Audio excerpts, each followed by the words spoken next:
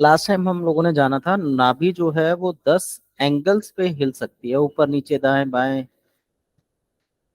Cross, anti cross. तो जहां पे भी नाभि हिलती है उस तरीके की बीमारियां शरीर में क्रिएट होती हैं। नाभि को हम सेंटर ऑफ द बॉडी बोल सकते हैं। नाभि शरीर में दिखाई नहीं देती, उसको केवल माना जाता है। तो जब भी नाभि खिसकेगी उससे हमें केवल पेट के रोग नहीं होते, बल्कि हमारे शरीर में कहीं पर भी मांसपेशियों में खिंचाव आ सकता है, तनाव बन सकता है, जिससे हमारी शारीरिक और मानसिक और आकृति, इनके अंदर परिवर्तन दिखाई देता है, बदलाव दिखाई देता है।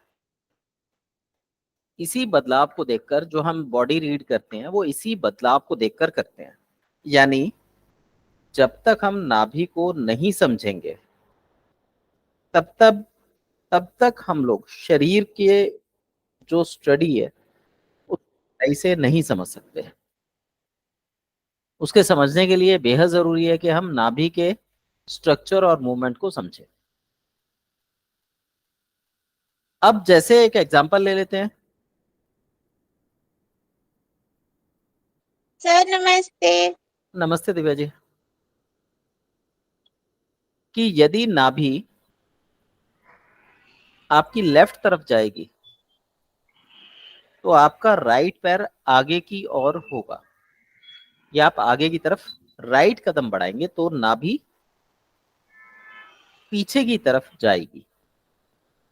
इसी तरीके से जब आप लेफ्ट कदम उठाएंगे, देखिए इसको इस तरीके से समझ सकते हैं।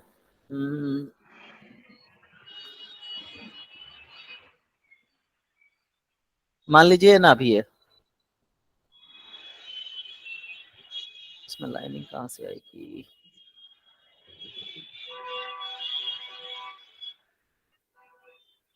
अब ये इसमें राइट और लेफ्ट हिस्सा बना हुआ है। जो ये राइट है, जब आप राइट पैर आगे करेंगे तो लेफ्ट हिस्सा पीछे जाएगा, राइट हिस्सा आगे आएगा।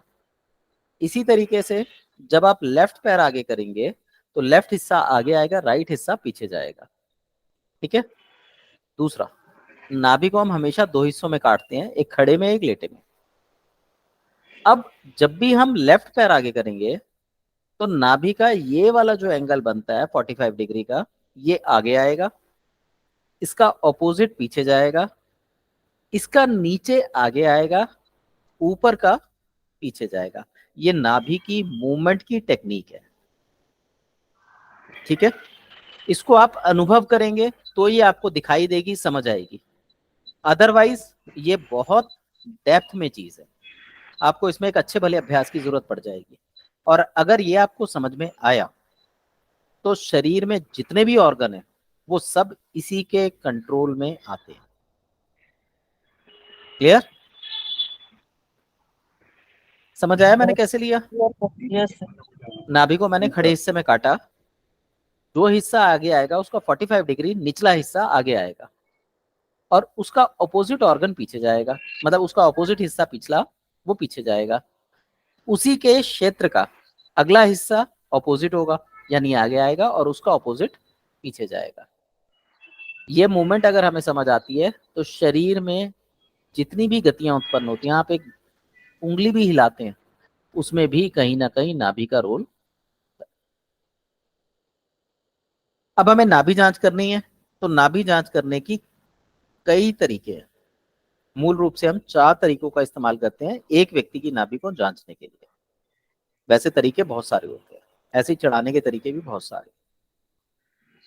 शरीर को हम आगे की तरफ से जांचेंगे, शरीर को हम पीछे की तरफ से जांचेंगे, शरीर को हम नीचे की तरफ से जांचेंगे। तो ये 3 हिस्सों से हम शरीर के 4 पैटर्न्स को मापते हैं। तो सबसे पहला पैटर्न होता है कि आप पेशेंट को सीधा खड़ा कर दीजिए, दोनों पैर मिले रहें, दोनों हाथों को सीधा रखवाएं, हथेलियां खुली रखें, समानांतर रखें और कोहनी को अधिकतम पास रखते हुए दोनों छोटी उंगलियों को आपस में मिला दे।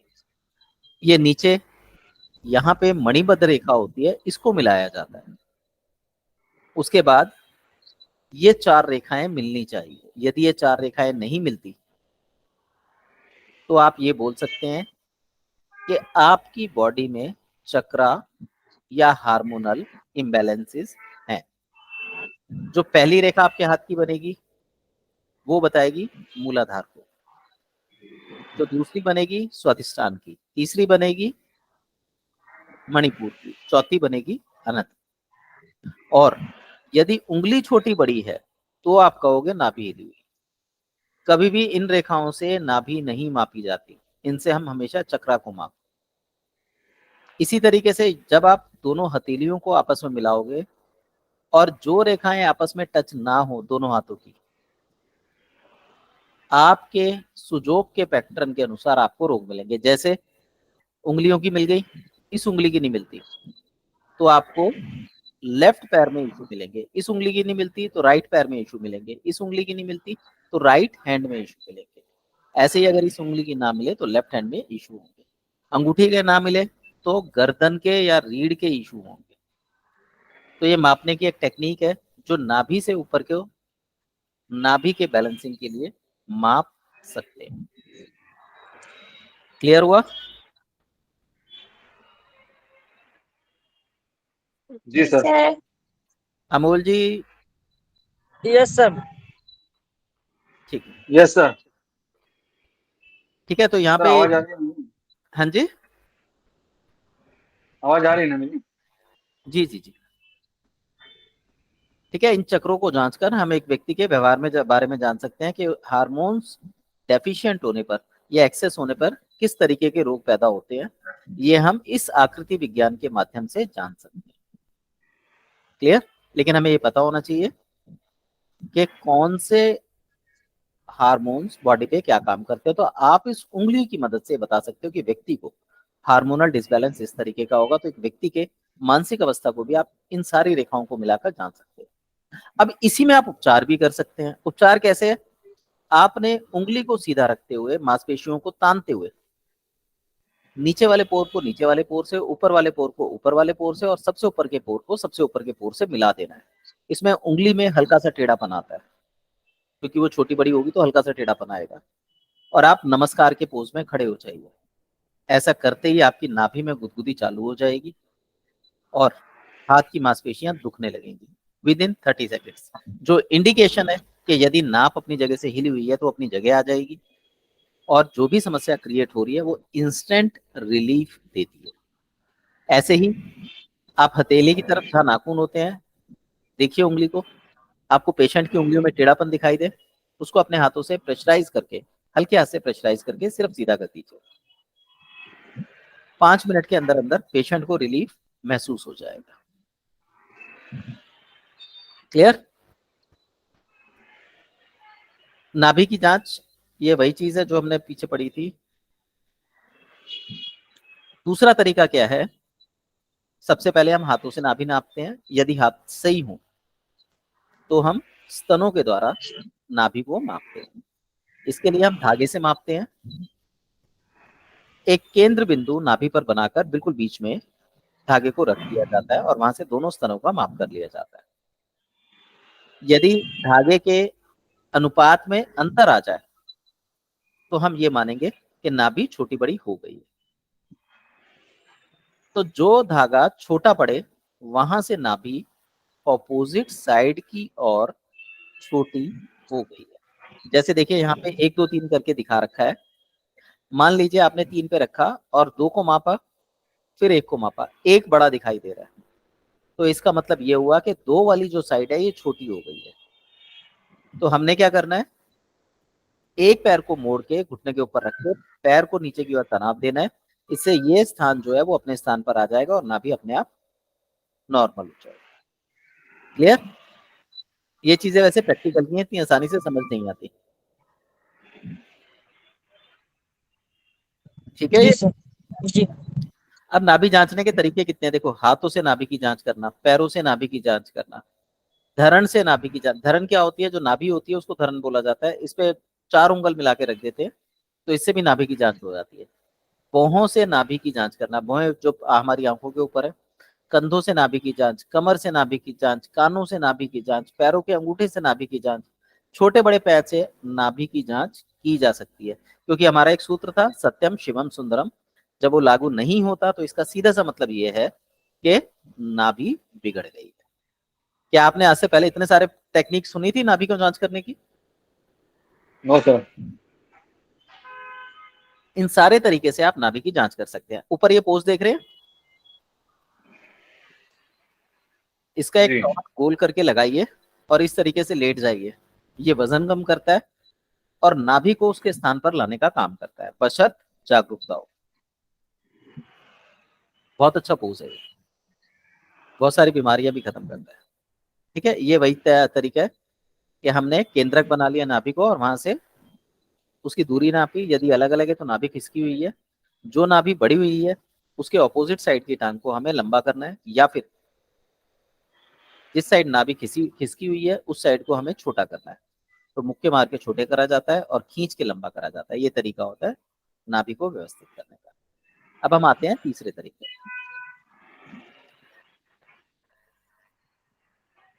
या ये आपका चेक करने का तरीका भी है और इसी से चढ़ाई भी जाती है। सुबह खाली पेट व्यक्ति चटाई पर सीधा होकर लेट जाए, अपने पैरों को 6 इंच के गैप पे खोल ले, इसी तरीके से हाथों को भी 6 इंच के गैप पर खोल के आसमान की ओर हाथों को ढीला छोड़ दे। अब जिस व्यक्ति ने नाभि की जांच करनी है वो पेशेंट के राइट हैंड साइड पे जाके बैठे नाभि की सीध में, और अपने अंगूठे या 4 उंगलियों पर हल्का सा दबाव देके स्पंदन को चेक करें। नाभि हमेशा धड़कती है। अब ये धड़कन नाभि की नहीं होती, एक्चुअली तो ये हर्ट की होती है, पर उसका प्रेशर नाभि पे सबसे ज्यादा पड़ता है। जिस तरीके से हमारा ब्रेन हर्ट को कनेक्ट होता है, ऐसे ही हर्ट जो है वो नाभि से कनेक्टेड होता है और नाभि फिर ब्रेन से कनेक्ट होती है। ठीक है, आपने देखा होगा जब भी आपको कोई घबराहट होती है, कुछ होती है, तो पेट में गुलगुले से होने लगते हैं या पानी से उतर आता है, तो वो यही चीज होती है। अब वहां पे हमने चेक किया, अगर हमें वहां नाभि ना मिले तो एक एक उंगल आगे बढ़ के उसको चेक करना चाहिए। अगर वहां भी ना मिले तो फिर एक उंगल आगे बढ़ना चाहिए, चेक करना चाहिए, आपको नाभि की दिशा मिल जाएगी। नाभि ऊपर की तरफ जा सकती है, नाभि नीचे की तरफ आ सकती है, नाभि बाहर की तरफ आ सकती है, नाभि अंदर की तरफ जा सकती है।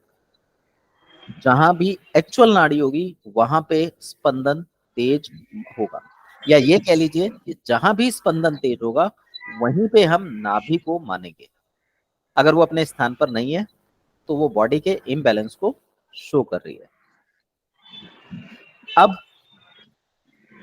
अगर वो इम्बैलेंस को शो कर रही है तो हम ये बोलते हैं कि नाभि की जो ये डायरेक्शंस हैं, ये जो आप देख रहे हैं डायरेक्शंस हैं, हम इनको नाल बोलते हैं। हम ये नहीं कहेंगे नाभि हिली है, हम कहेंगे नाल हिली हुई है। ठीक है, नाभि हर कंडीशन में मूव करती रहती है। नाल में नाभि परमानेंट सेट हो जाती है, जिसकी वजह से हमारे शरीर में रोग पैदा होते हैं। तो हम ये बोलेंगे फला नाल हिली हुई है, तो उस नाल पे जितने भी ऑर्गन आएंगे वो सब कमजोर मिलेंगे। तो हम क्या करते हैं, नाभि पर तेल डाल के धीरे धीरे हल्के हाथों से प्रेशराइज करके खिसकी हुई नाभि को उसके स्थान पर ले आते हैं। लेकिन तेल में चिकनाहट होना जरूरी है। तो जो भी तेल आप इस्तेमाल करें उसके अंदर 10 से 20% अरंडी का तेल मिला लीजिए। तासीर में गर्म होता है, नाभि आराम से आ जाती है, लेकिन उसके बाद पहुंच देना चाहिए। और फिर व्यक्ति को कम से कम 1-1.5 घंटे तक कुछ खाने पीने को नहीं देना चाहिए। जबकि नॉर्मली हम नाभि चढ़ाने के बाद पेशेंट को कुछ खिला देते हैं कि नाभि दोबारा ना हिले।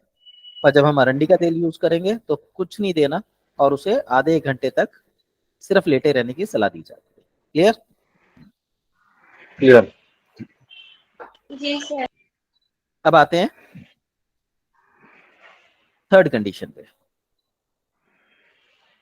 इससे भी, सर हाँ बोलिए। नाभि साइडवेज हम समझ सकते हैं, मीन्स महसूस कर सकते हैं, पर ऊपर और नीचे कैसे महसूस करते हैं? हाँ, अगर कोई व्यक्ति बहुत ज्यादा पतला है तो नाभि जो है अंदर की तरफ है, कोई बहुत ज्यादा मोटा है तो नाभि जो है ऊपर की तरफ है, ऐसा माना जाता है। इसे महसूस नहीं कर पाते आप दोनों ही नाभियों को। दूसरा, अगर नाभि ऊपर की तरफ चली जाएगी तो मैंने बताया था कब्ज हो जाएगी। नाभि नीचे की तरफ आ जाएगी तो पतले दस्त होंगे।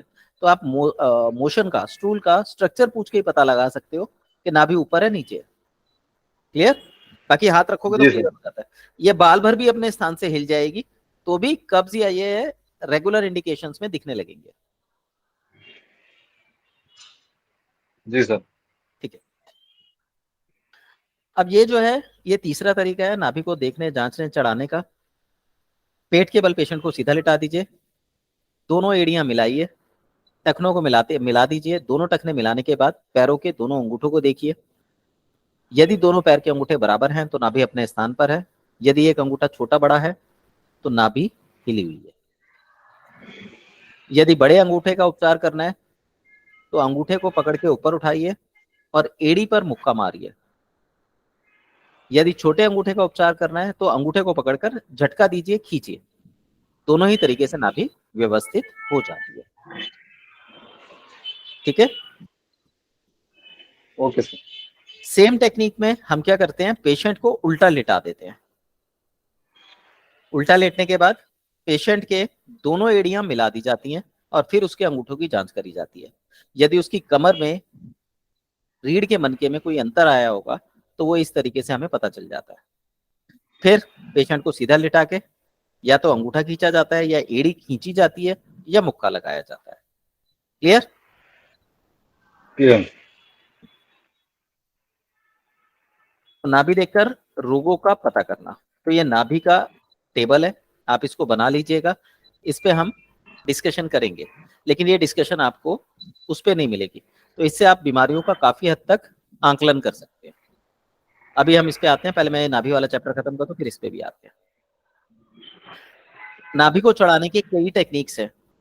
आप अंगूठे को पकड़ के झटका दे सकते हैं, हाथ को झटका दे सकते हैं, कंधे पे दबाव दे सकते हैं, नाभि के ऊपर या साइड में दबाव दे सकते हैं, नाभि पर लोटा और दीपक के द्वारा उसको ठीक कर सकते हैं, रेगुलर नाभि में तेल डालकर उसको ठीक कर सकते हैं या दबाव दे सकते हैं।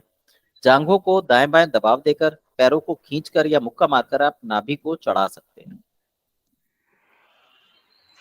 ये एक सरल टेक्निक है, व्यक्ति स्वयं भी कर सकता है।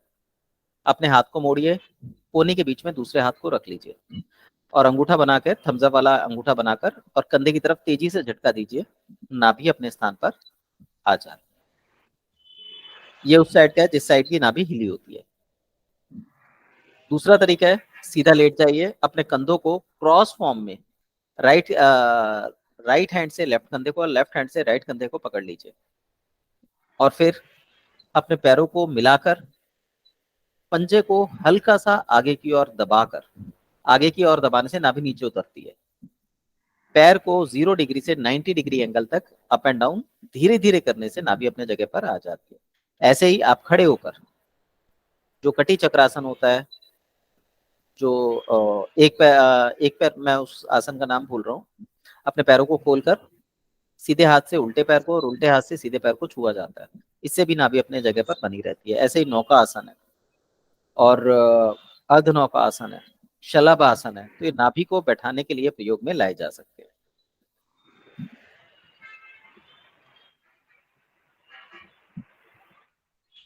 ये आप पढ़ लीजिएगा। ये नाभि के कई तरीके हैं कि नाभि हिलती है तो आप कैसे कैसे क्या क्या कर सकते हैं। नाभि को व्यवस्थित रखने के लिए, सही रखने के लिए सबसे जरूरी है कि आप जो मुट्ठी बनाकर नाभि पर रख लीजिए और आगे की ओर झुक जाइए। इसे मंडूक आसन की श्रेणी में रखा जाता है। इससे जो है आपकी नाभि भी चढ़ जाती है।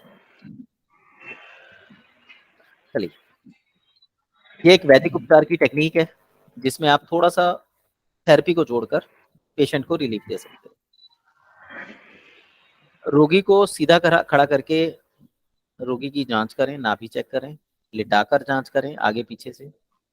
उसके बाद जांच करने के बाद जब आपको पता लग जाए रोगी की नाभि हिली हुई है, उसको सीधा लिटा दें और छोटे पैर को, छोटा जो पैर है, जो छोटा अंगूठा हो गया, उसको उसके दूसरे पैर पर रख के उसको नीचे को दबाव दें।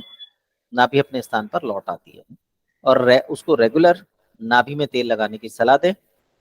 पेट साफ करने के लिए कोई अच्छा टैबलेट, कोई अच्छी औषधि का प्रयोग करें जो नित्य रूप से पेट साफ कर सकती है। तो ऐसी अवस्था में 5 से 7 दिन तक पेट साफ कराना चाहिए। फिर 2-3 दिन का गैप लेना चाहिए, फिर 5 से 7 दिन तक पेट साफ कराना चाहिए, फिर 2-3 दिन का गैप लेना चाहिए, फिर 5 से 7 दिन तक पेट साफ कराना चाहिए। फिर नोट करना चाहिए कि अब वो बिना औषधि के कितने दिन तक सही से मलत्याग कर पा रहा है। तो जब परेशानी हो तो दोबारा औषधि देनी चाहिए। उसके बाद धीरे धीरे उसको औषधि छुड़वाते चले जाना चाहिए। तो नाभि धीरे धीरे अपनी जगह पर आती चली जाएगी। ये मत सोचिएगा कि नाभि एक ही दिन में सेट हो जाती है। जब नाभि बहुत बुरी कंडीशन में हो तब एक दिन में सेट होती है, नहीं तो आप जिस आदमी को देखेंगे, छोटा हो बड़ा हो, सबकी नाभि हिली हुई मिलेगी। नाभि हिली मतलब शरीर में रोग लगे, जिधर से हिली वो ऑर्गन गया। जो ऑर्गन जिस सिस्टम से कनेक्टेड है वो सिस्टम वीक मिलेगा। अगर किसी को थायराइड है तो ये मत समझिएगा नाभि का रोल नहीं है। नाभि का सबसे इंपॉर्टेंट रोल है। आपकी एक उंगली का पोर हिलने के लिए भी आपको नाभि की ताकत चाहिए। अगर वो नहीं है तो आप उंगली भी नहीं हिला सकते। पेशेंट को जब आप नाभि चढ़ा देते हैं, साधारणतः ढीला शरीर छोड़कर लंबे गहरे सांस लेने के लिए बोलना चाहिए। अब यहां से हमारा थेरेपी का पार्ट शुरू हो जाता है। हम उसको सीधा लिटाकर पैरों को, पहले ऊपर के पैरों को ऊपर नीचे करते हैं, क्लॉकवाइज एंटी क्लॉकवाइज घुमाते हैं, फिर पैरों की उंगलियों को करते हैं, एड़ी को बाहर की ओर खींचते हैं, फिर पंजे को दाएं बाएं आगे पीछे हिलाते हैं, हल्का हल्का दबाव देते हैं, निचोड़ते हैं, पैरों की उंगलियां दोबारा से घुमाते हैं ताकि पैर पूरी तरह रिलैक्स हो जाए। जब पैर रिलैक्स हो जाते हैं तब फिर हम कमर की तरफ जाते हैं। इसके लिए हम जो मकर आसन नहीं सॉरी मरकट आसन होता है उसका सहयोग लेते हैं। रोगी को करवट पहले करवट से लिटाते हैं, ये जो आप पोज देख रहे हैं इस तरीके से, और उसके एक हिप पर पॉइंट पर हल्के से अपनी कोहनी रखकर घुमाई जाती है। ऐसे ही फिर दूसरी तरफ से दूसरी घुमाई जाती है। फिर उसके बाद हम उसे मरकट आसन में लिटाते हैं, हल्का सा कमर को रिलैक्स करते हैं दाएं बाएं घुमाकर। फिर उसके हिप पॉइंट पर दोबारा से कोहनी घुमाई जाती है। उसके बाद टेल बोन को ऊपर की ओर अपने पैरों की सहायता से धकेला जाता है। ऐसा करने से जो टेल बोन में कई बार गैप आ जाता है या डेफिशिएंसी हो जाती है विटामिन डी की, वो कवर अप हो जाती है। फिर हम, क्योंकि हमने टेल बोन को नीचे से ऊपर की ओर धकेला था, तो ब्लड प्रेशर व्यक्ति का सिर पे चढ़ने लगता है। तो हम क्या करते हैं, पेट के बल व्यक्ति को लिटाकर, ध्यान रखिएगा आप इसमें देखिए, गर्दन के नीचे एक पतला तकिया लगभग 1 इंच मोटा और पैरों के नीचे बिल्कुल बराबर का तकिया रखा जाता है। आप रखेंगे तो बहुत अच्छी बात है, नहीं तो सिंपल लिटाकर भी जब आपको एक्सपीरियंस हो जाता है तो तकिया लगाने की जरूरत नहीं रहती। आप रीढ़ के दोनों तरफ हाथ रखकर, ध्यान रखिएगा रीढ़ की हड्डी पर हाथ का प्रेशर नहीं दिया जाता। रीढ़ की हड्डी के दोनों तरफ जो मांस का टुकड़ा होता है, हार्ड मांस होता है, उसके ऊपर प्रेशर देते हुए, धीरे धीरे दबाव देते हुए गर्दन से हिप जॉइंट की तरफ चला जाता है और हिप जॉइंट से थाइज की तरफ चला जाता है और थाइज से उसके बाद पिंडलियों से पैर करते हुए एड़ी तक जाया जाता है। नॉर्मली अगर आप सिर्फ ब्लड प्रेशर लो करना चाह रहे हैं तो गर्दन से हिप जॉइंट तक भी काफी रहता है, पर यदि आप पूरा ट्रीटमेंट दे देंगे एड़ी तक तो बेहतर रहता है। ये करने के बाद पेशेंट रिलैक्स हो जाता है, थोड़ी देर उसको उसी अवस्था में रहने दीजिए, फिर उसको सीधा लिटाइए। सीधा लिटाने के बाद उसके पैरों को मोड़कर जमीन पे कर दीजिए और पंजों पर खड़े हो जाइए और उसके दोनों हाथों को पकड़कर उसको काग आसन में बैठा दीजिए।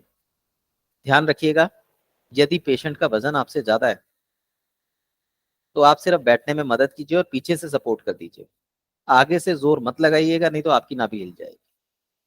और यदि पेशेंट हल्का फुल्का है, आपकी तुलना में कम वजन का है, या थोड़ा सा मानसिक रूप से सबल है, आपके इंडिकेशंस को तुरंत समझ लेता है, तो उसके पैरों पर अपने पंजे रखकर दोनों हाथों की सहायता से उसको बैठा दीजिए।